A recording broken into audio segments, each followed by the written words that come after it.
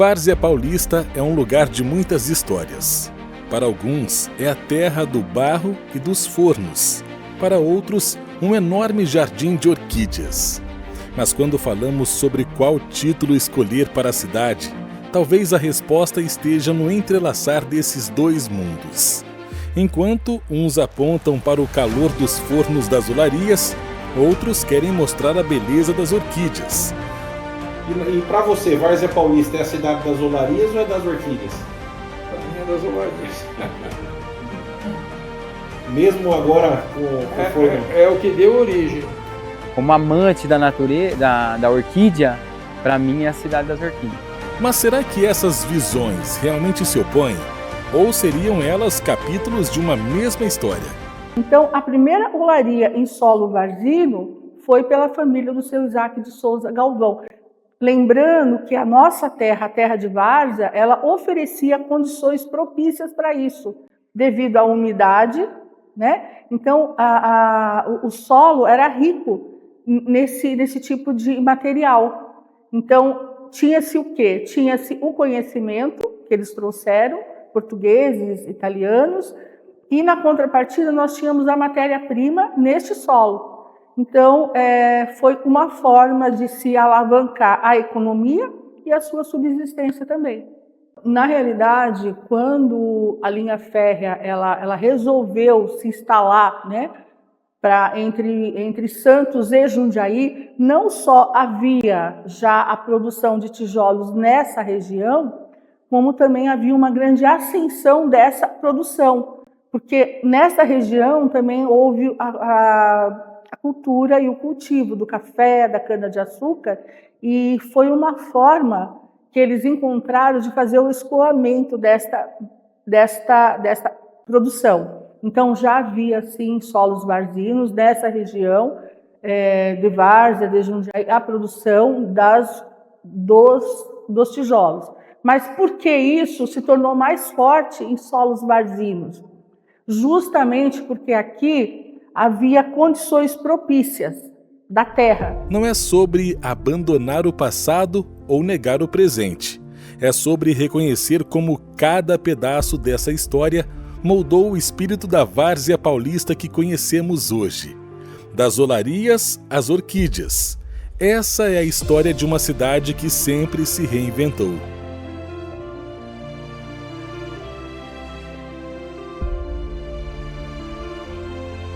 No final do século XIX, a argila da várzea encontrou as mãos calejadas de imigrantes que trouxeram a tradição da olaria.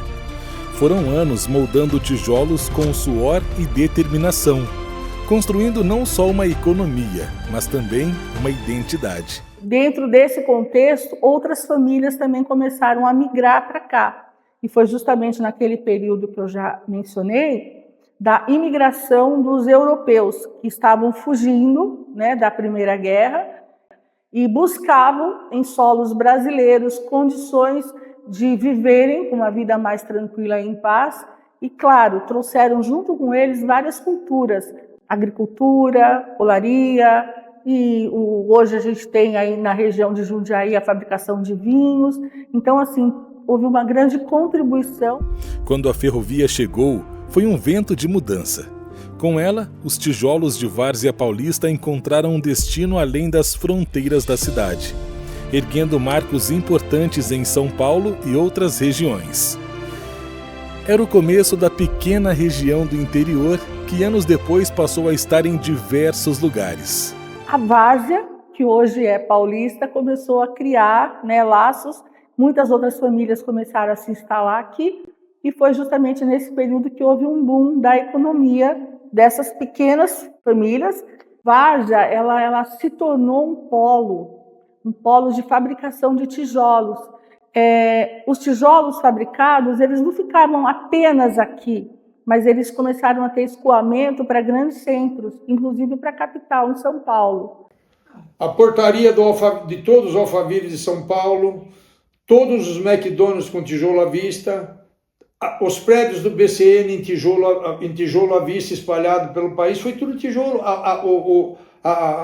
O clube jundiaense, agora a parte do restaurante foi fechado, lá pintou.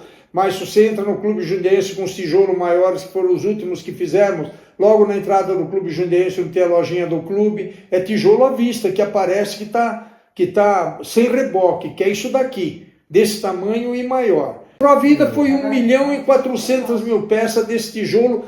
Aquilo foi feito em 1989 até 93. 79 até 83. É tudo tijolo à vista daqui. Os fornos acesos, o cheiro do barro queimado, o ritmo incessante do trabalho. Cada tijolo produzido era fruto de pessoas dedicadas a transformar a argila em progresso. Mas a vida nas olarias também era dura, marcada por jornadas intensas e desafios diários. Então, na verdade, as olarias elas eram bem arcaicas. Na época não tinha máquina de tijolo.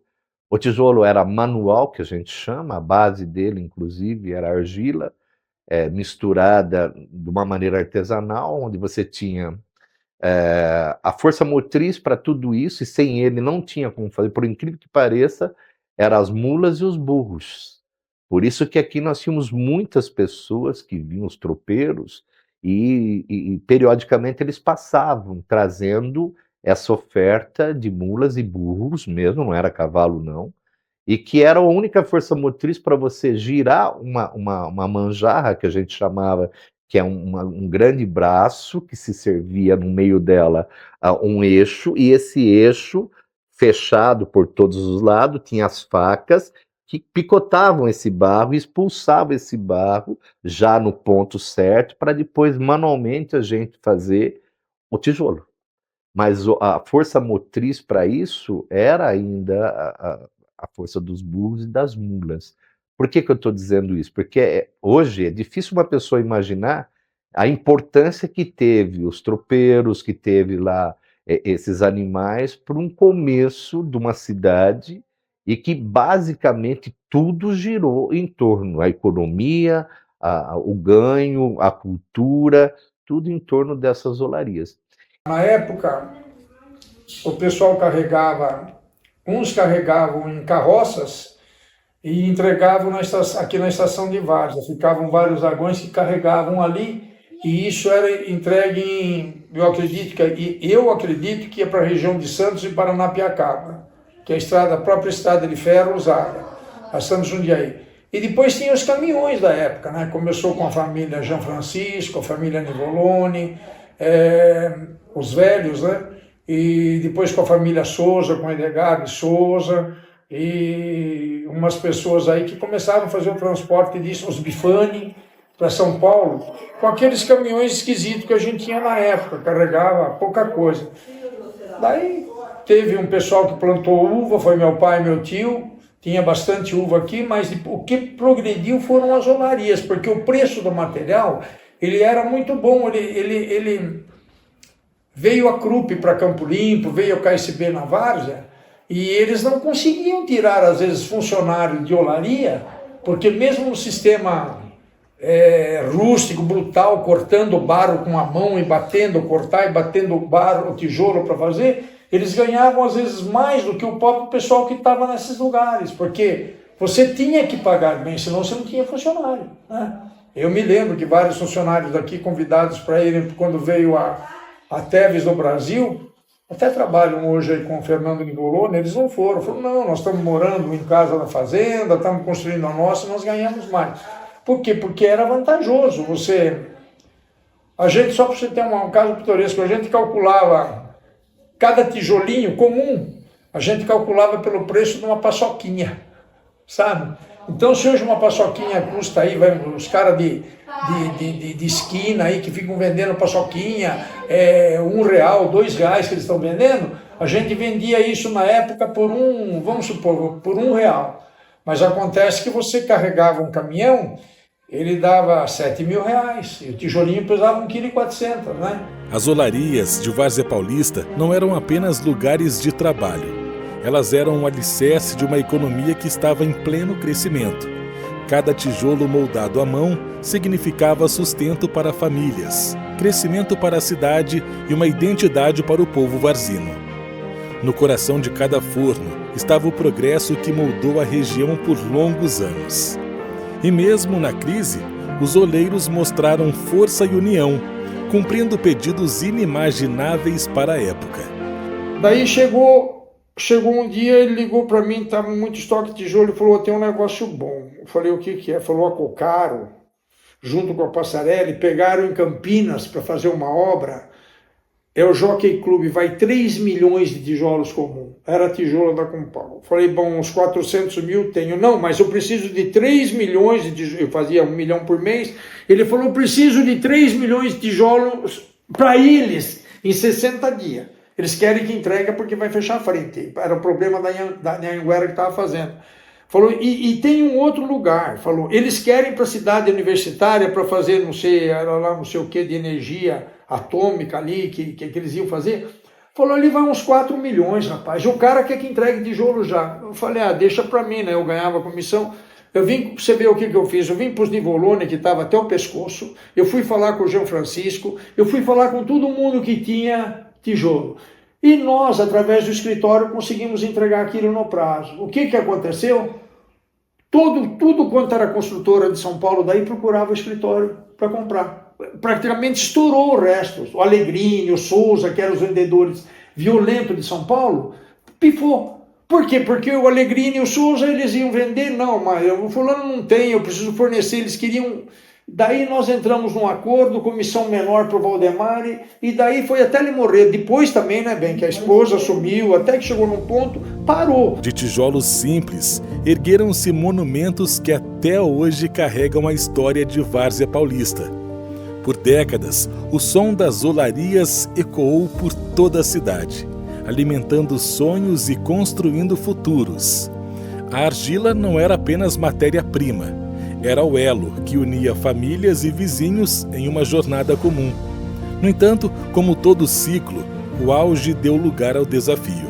A modernidade avançava, trazendo consigo máquinas mais rápidas e processos mais eficientes. Enquanto isso, o solo que sustentava gerações começava a dar sinais de cansaço. Era o prenúncio de uma mudança inevitável.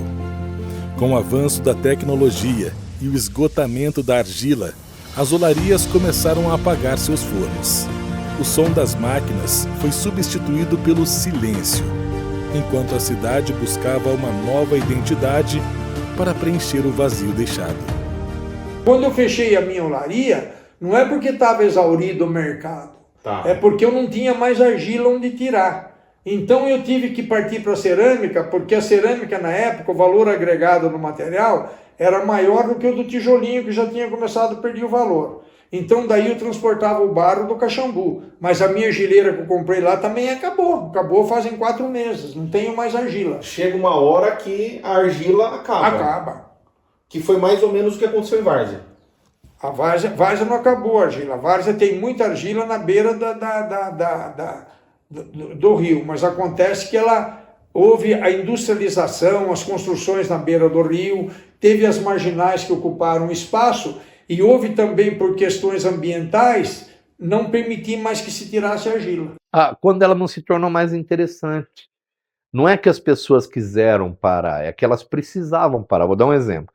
Quando surgiu as máquinas, meu pai não tinha, por exemplo, recursos para comprar uma máquina, que era caríssimo na época, máquina de fazer tijolos. E quem tinha essa máquina, algumas pessoas, que eu me lembro dos Castro Fagundes, foi a primeira máquina que nós vimos aqui para fazer tijolos, e ele lubrificava com óleo e tal, mas produzia infinitamente muito mais, né? E como aqui nós tínhamos argila muito boa, própria para isso, então também se instalaram aqui. A partir daí você começou a ter tijolo de máquina e tijolo manual. É claro que o tijolo de máquina, o seu custo é menor, porque você produz em maior quantidade. E a hora que veio blocos, esse bloco de cimento, aí com certeza inviabilizou de vez. Se você pegar muito tempo atrás, a maioria que vai construir casa, você quase não vê ninguém entregando mais tijolinho. Você vê entregando blocos, entregando aquele tijolo furado, que a gente chama de tijolo cerâmico. Então começou a surgir a cerâmica. Quem tinha condições migrou para esse novo tipo, né? Equipamentos e cerâmica. E isso fez com que as olarias, aquelas principalmente que no nosso caso era tudo manual, se tornasse obsoleto. não é? Então as pessoas foram deixando de trabalhar, até porque era inviável economicamente. Com o passar dos anos, as chamas dos fornos foram se apagando uma a uma, marcando o fim de uma era em Várzea Paulista. As olarias que durante décadas moldaram não apenas tijolos, mas também a história e o caráter de uma cidade, começaram a ceder espaço para o progresso e as transformações do mercado. Quando o último forno apagar, será como fechar um capítulo essencial de nossa memória coletiva. Mas o legado permanece. Cada tijolo que ergueu casas, igrejas e monumentos é um testemunho vivo da dedicação e do suor daqueles que trabalharam incansavelmente em torno do barro e do fogo.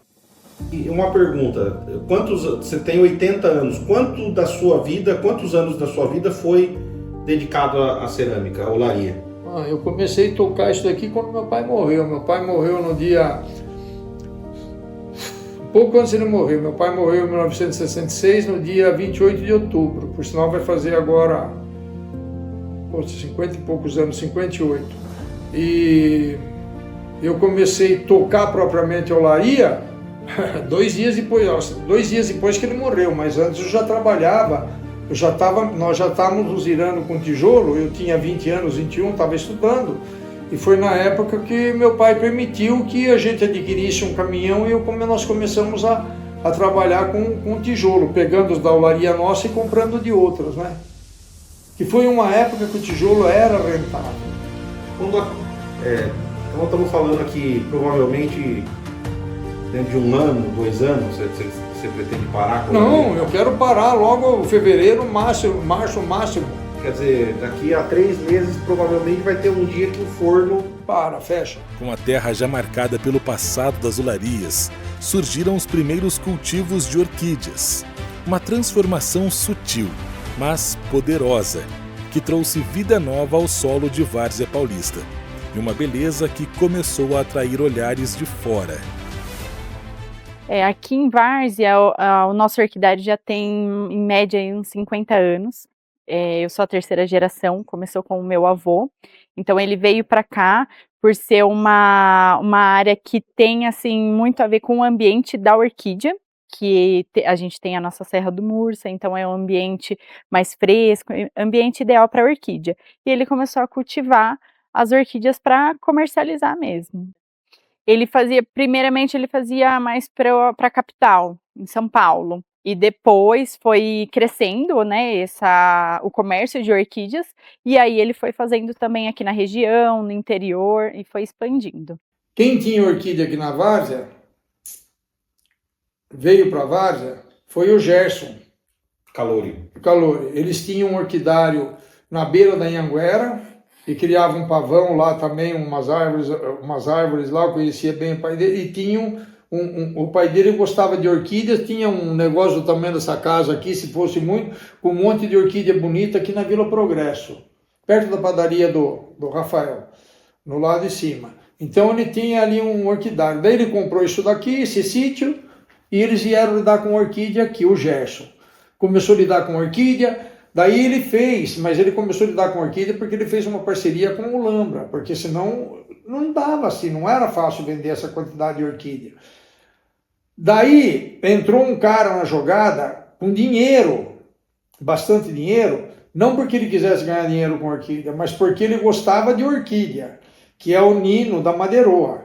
O Nino estava milionário com o negócio de madeira, ele tinha um monte de loja, ele comprou uma chácara aqui atrás, você sabe onde que é, né? Não. Aqui, onde você chega ali, que você está na Eduardo Guti, você passa, adora a primeira rua que entra à direita, que vai ser no Bertioga. Bem do lado esquerdo, ele montou ali um orquidário. E daí começou, umas mulheres compravam muda, levavam para casa, uma casa tinha 20 orquídeas, outra tinha 10, ela tinha um punhado. Quando a gente assusta, disseram que aqui era a cidade das orquídeas. Em 2005, a Festa das Orquídeas floresceu e trouxe uma nova cara para a Várzea Paulista. Bem, Várzea Paulista, cidade das orquídeas, né? Ela teve um começo. E esse começo aqui foi, na realidade, em abril de 2005, aonde que eu tive a oportunidade de conversar com o pessoal de Jundiaí, que nos procurou, que eles prestavam lá um convênio para o Sebrae. E eles precisavam fazer um evento de orquídeas. Então eu fui procurado em abril e tinha que ocorrer até junho, até 30 de junho. Então foi aí que eu tomei conhecimento que existia, né, um orquidário em Várzea Paulista.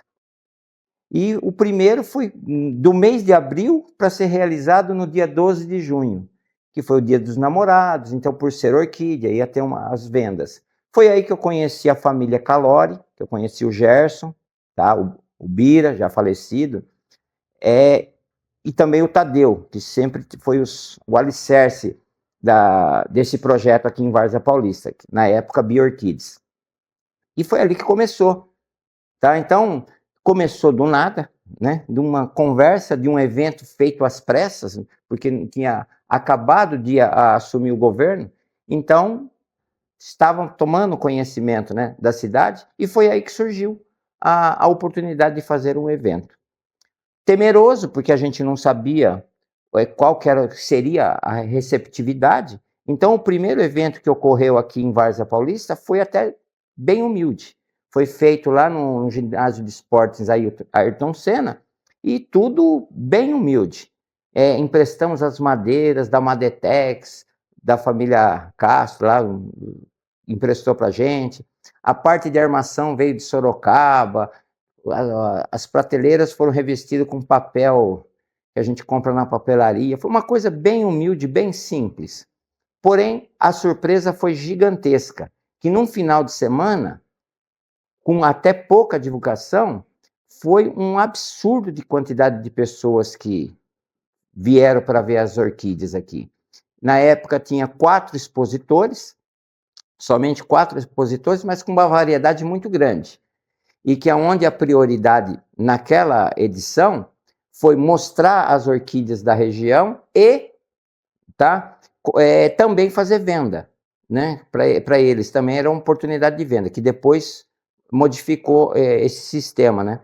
No Orquivárzea era só a exposição de orquídea. Tinha a parte de venda, que eu já explico para vocês até como que funcionava. Mas foi assim que nós recebemos a orquídea em Várzea Paulista. Através desse evento, muita gente, aí nós começamos, você estava lá no ginásio de esportes, aí você ia e ficava vendo o movimento. Então, quantas pessoas, qual a variedade, todas as faixas etárias, e pessoas de todos os níveis sociais e da região. Então, ali, naquele evento, nós vimos uma característica para a Várzea Paulista. Porque Várzea Paulista não tinha nenhuma caracterização. Campo Limpo tinha, Jundiaí tinha, Jarinu e todas as cidades aqui da região tinham, e nós não tínhamos uma identidade. Então, a partir desse momento, a orquídea se tornou a identidade do Varzino. E por que também o símbolo de Várzea Paulista? Para quem não conhece a planta, é uma planta muito resistente. É uma planta que dura 200, 300 anos, uma orquídea. E ela carece de poucos cuidados, tá? A orquídea, você coloca a orquídea, ela não é uma parasita. Você coloca ela nos locais, ela tira todo o sustento dela do ar, da umidade. Tá? Então, ela não exige muito. E ela nos dá uma beleza imensa. Tá? Então, é o símbolo da nossa gente, é o símbolo do Varzino.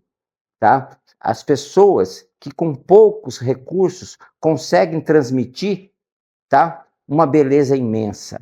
Essa coincidiu, entendeu? Mas é o símbolo da população de nossa cidade.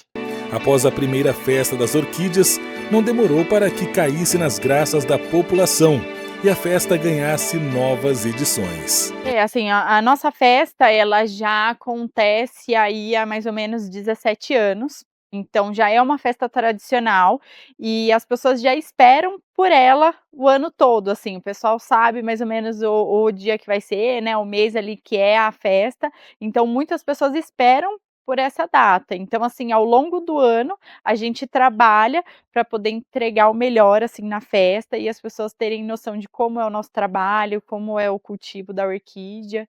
Na verdade a gente pensou numa época que começa a ter maior floração, que é a época da primavera, né, então assim, orquídea na verdade tem o ano todo. Cada espécie floresce numa época, então o ano todo você tem orquídea. Mas a primavera é um momento que as flores, as plantas no geral, elas começam a se desenvolver melhor, é uma época de mais floração, então a gente escolheu essas datas para a festa. Esse evento ele tem total participação de toda a comunidade em Várzea Paulista, da onde a gente tem um envolvimento de uma cadeia produtiva muito grande, desde o início da pré-produção até após. Nós temos um envolvimento aí da área da alimentação, onde as comunidades da cidade, as comunidades das igrejas católicas participam da praça de alimentação, as entidades sociais filantrópicas também têm seu espaço na praça de alimentação, além do artesanato, então que é da população, que são os artesãos que produzem as peças para participarem e exporem na festa. Então eles opinam, eles participam de pesquisas, eles opinam qual que é o tipo de atração que eles gostariam de ver na festa. Então é uma festa que tem essa participação da comunidade, e quando a gente faz um evento, tem um evento na cidade de que a comunidade é participativa, a gente pensa em território. E a gente se sente pertencente. Então a população se sente pertencente dentro da festa porque ela é promovida também por eles, por nós, por população. E aí são as nossas culturas, são as diversidades dentro de um evento. A festa, essa percepção, ela é muito, no meu entendimento, ela é muito mais do que uma festa e uma festa de flores. Festa de flores nós temos diversas, lindas e maravilhosas para conhecer, para apreciar essa cultura. A festa das orquídeas tem essa percepção da comunidade por conta dos produtores locais. A participação, a área de vendas, a participação de exposição, ela é feita e realizada por produtores da cidade. Isso cria um vínculo do morador, dele ir lá apreciar, conhecer uma orquídea e saber que aquela orquídea ela é produzida por um produtor da cidade. Eu acho que o cultivo, principalmente quando há festas, né, ou há alguma feira aqui na cidade em relação a isso, ajuda bastante no geral, porque as pessoas não vêm um dia só, né? Geralmente, às vezes a pessoa vem e fica 2 dias, então movimenta hotel, restaurante, movimenta outras lojas até, porque a pessoa vai dar uma volta, né, na cidade, né, para conhecer, e os orquidários também, né, porque daí ela vai em vários orquidários, aproveita, vem na festa e geralmente vai nos orquidários também, ou alguns finais de semana, né, que eles aproveitam e vêm também conhecer, e isso faz com que as pessoas conheçam a cidade também, né, alguns pontos da cidade aí que mais chamam a atenção do pessoal. Ao longo do tempo, as orquídeas passaram a representar mais que beleza, mas também o espírito resiliente do povo varzino. Várzea Paulista é uma cidade que ao longo dos anos se desenvolveu. É uma cidade que cresce, que se desenvolve, também cresce na sua cultura, também cresce nas suas diversidades. E assim é com a festa. A minha perspectiva é que ela avance, que ela cresça muito mais, porque tem muitas possibilidades de ser explorada e desenvolvida no âmbito do turismo e no âmbito cultural com a Festa das Orquídeas. A minha expectativa é que a gente possa cada vez mais celebrar essa cidade das orquídeas, esse fator elemental, a orquídea como um fator econômico da cidade. Mas a grandiosidade da Festa das Orquídeas só é possível graças ao cultivo apaixonado que dá vida a cada flor exposta. Para que Várzea Paulista continue sendo a cidade das orquídeas por gerações, é essencial fomentar uma cultura que inspire e capacite novos produtores, garantindo que esse legado floresça com a mesma força que moldou o passado das olarias. Só assim, o brilho das orquídeas poderá atravessar as décadas e manter viva a identidade da cidade. Para continuar florescendo, é preciso que o incentivo acompanhe a paixão dos produtores. Eu acho assim, igual tem a orquídea, que é o símbolo da cidade. Eu acho que a prefeitura deveria reproduzir essa planta e plantar ela pela cidade toda, como ela é o símbolo da cidade. Que tem uma catleia que ela foi formada, o símbolo da cidade de Várzea Paulista, né? Ela é híbrido, né? Então eu acho que se pegasse essa planta, expandisse ela para a cidade toda, todo evento, desse ela de brinde, qualquer evento que tivesse na Várzea, até na prefeitura, desse, eu acho que o nome Várzea em relação às orquídeas e a... A prefeitura ajuda, mas eu acho que ela poderia ajudar um pouquinho mais. Mas ela ajuda, sim. Ela ajuda somente na festa, né, na divulgação. Ela ajuda com algum orçamento, né, para festa, né. E na hora de fazer lá, a gente tem algumas reuniões, né, para a gente entrar num consenso entre a associação e a prefeitura, o que é melhor para todo mundo, principalmente para o público que vai vir, né. Fora esse ambiente aí, vamos dizer, da festa, a prefeitura, ela mantém, né, a divulgação somente lá do site. Ela não tem um programa ainda específico para a gente, né. Ela não possui isso daí. Um programa, falar assim, que vai dar um subsídio ou vai dar algum apoio fora da festa, né? É mais na festa mesmo. A gente depende dos pais ensinar os filhos. Se os pais, os orquidófilos, os que colecionam, os que compram, né, os que têm para dar de presente, ensinar que isso aqui serve para dar de presente, serve como uma terapia, serve para algo bom, quer dizer, eles vão dar continuidade, mesmo que eles não cultivem, igual eu falei, eles sempre vão comprar. Sempre alguém vai ter uma planta em casa. A Festa das Orquídeas é muito mais do que um evento. É uma ponte que une passado e presente, moradores e visitantes, em uma festa que vai além das flores. É o reflexo de uma cidade que transforma sua história em orgulho, sua cultura em beleza e sua essência em um convite ao mundo para descobrir a alma de Várzea Paulista. Várzea Paulista é uma cidade de histórias profundas, raízes firmes e flores delicadas. Seu legado vive no equilíbrio harmonioso entre o passado que construiu e o futuro que floresce. Mas, se tivéssemos que escolher um título, qual seria o que melhor define sua essência? Hoje eu acho que o nome Cidade das Orquídeas está mais forte do que a Olaria, né? A Olaria já não está mais tão forte como a orquídea. Hoje é mais Cidade das Orquídeas mesmo. E para você, Várzea Paulista é a cidade das olarias ou é das orquídeas? Para mim é das olarias. Mesmo agora com é o que deu origem. Mesmo que eu, na minha infância, eu tive uma parte, conhecia as olarias, né? Mas como você cresce, apaga um pouco a infância, aí pega aqueles momentos que você, como se diz, apronteio, né? Lá atrás, igual eu aprendi a nadar em uma olaria, né? Brincava, a gente não tinha opção, aqui as lagoas, olaria. Então a gente tava criançada, ia tudo pra olaria nadar, né? Então eu guardo isso aí, mas como profissional, como colecionador, como amante da natureza, da orquídea, para mim é a Cidade das Orquídeas. Das duas, em cada uma no seu tempo, é aquilo que eu falei. Hoje ela é a Cidade das Orquídeas, e não tenho dúvida que vai ser cada vez mais a Cidade das Orquídeas, que é um processo que está em crescimento. A Cidade das Olarias foi o contrário, ela veio do nascimento e partiu para uma coisa que é natural no mundo, deixa de existir, né? Eu, como produtora de orquídea, tenho que falar que é a Cidade das Orquídeas. Várzea Paulista é uma cidade com tudo isso. Ela é uma cidade que ela quiser ser. Ela é uma cidade que tem história e construção com as olarias. E ela é uma cidade que descobriu, junto lá atrás, né, nos anos 80, também a questão das orquídeas.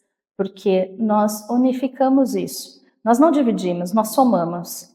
Porque Várzea, que vem do brejo, local ideal para se ter bairro, se ter olaria, se fazer tijolo.